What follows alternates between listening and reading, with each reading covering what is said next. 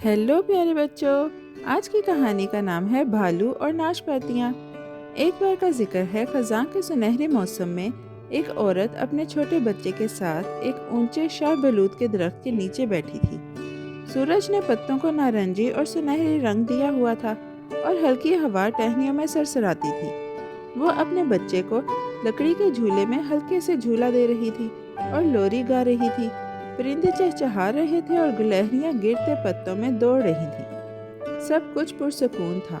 अचानक झाड़ियों में एक आवाज आई और औरत का दिल जोर से धड़का। कुछ बड़ा और भारी तेजी से आ रहा था।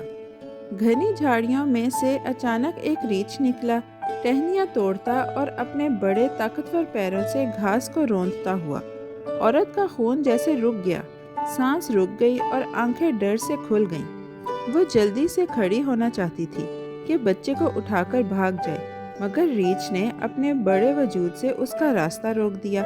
जंगल जैसे खामोश हो गया और जैसे सब कुछ सांस रोककर खड़ा हुआ हो। उसके दिल की धड़कन बहुत जोर से सुनाई दे रही थी। डर अंदर बढ़ रहा था, फिर भी वो पुरसुकून रहने की कोशिश कर रही थी और रीछ की आंखों को देख रही थी कि वो क्या करेगा। रीछ कभी कभी रुक जाता और सर उठाकर झूले में सोते बच्चे को देखता। बच्चा सुकून से सो रहा था और खतरे से बेखबर था। औरत ने रीछ के चेहरे को गौर से देखा और कुछ अजीब महसूस किया। उसके चेहरे पर गुस्सा नहीं था, उसकी शक्ल पुरसुकून थी, जैसे ठंडी पहाड़ी हवा दरख्तों को छू रही हो। आहिस्ता आहिस्ता उसका डर कम होकर उम्मीद में बदलने लगा। क्या यह बड़ा जानवर नरम दिल हो सकता है? औरत ने गहरा सांस लिया और एक बहादुर फैसला किया। हिम्मत जमा करके औरत ने अपना हाथ रीछ के बड़े पंजे की तरफ बढ़ाया। उसने देखा कि एक मोटा कांटा उसके पंजे में चुभा हुआ है। आओ, मैं ये कांटा निकाल दूंगी, उसने आहिस्ता से कहा।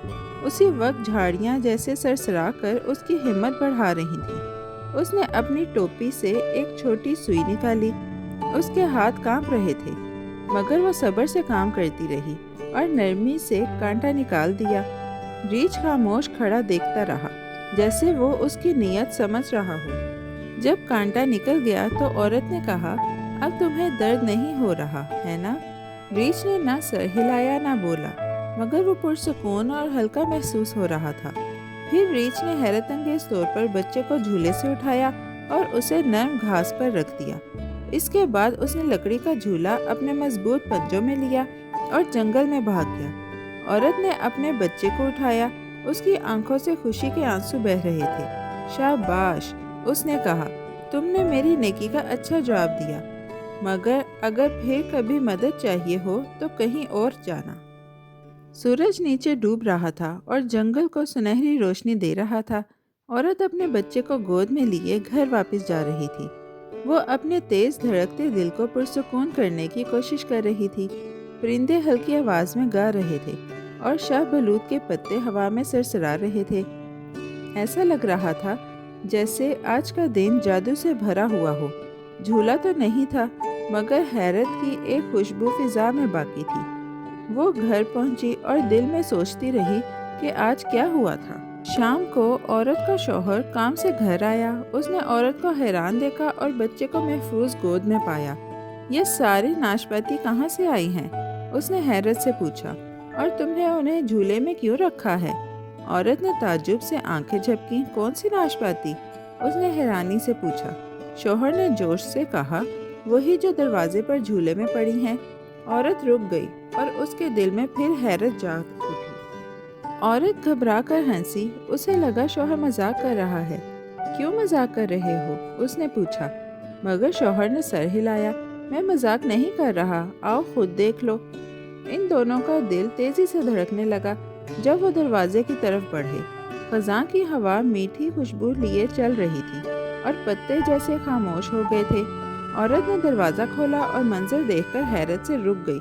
कुछ जादुई हो गया था। दरवाजे पर एक लकड़ी का झूला रखा था, बिल्कुल वैसा ही जो रीछ ले गया था, मगर वो चमकीली रसीली नाशपातियों से भरा हुआ था। नाशपातियां सुनहरी रोशनी में चमक रही थी। औरत की आंखें हैरत से खुल गईं। रीछ उसकी नेकी का खूबसूरत तोहफा छोड़ गया था। उसका दिल खुशी से भर गया। उसने एक नाशपाती उठाई, اس کی میٹھی خوشبو کو سونگھا اور شوہر کی طرف مسکرا کر دیکھا۔ شوہر اور بیوی ہنسنے لگے، ان کی ہنسی ٹھنڈی شام کی ہوا میں گھل گئی۔ وہ ریچھ کی اس حیرت انگیز تحفے پر خوش تھے۔ ہر ناشپاتی جنگل کا چھوٹا خزانہ لگ رہی تھی۔ بچہ خوش ہو کر تالیاں بجانے لگا۔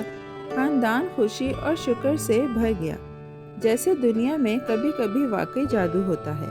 سورج ڈوب رہا تھا اور جھولے میں بھری ناشپاتیاں سنہری روشنی میں چمک رہی تھیں۔ پورے 1 مہینے تک شوہر اور بیوی نے میٹھی رسیلی ناشپاتیاں خوشی سے کھائیں۔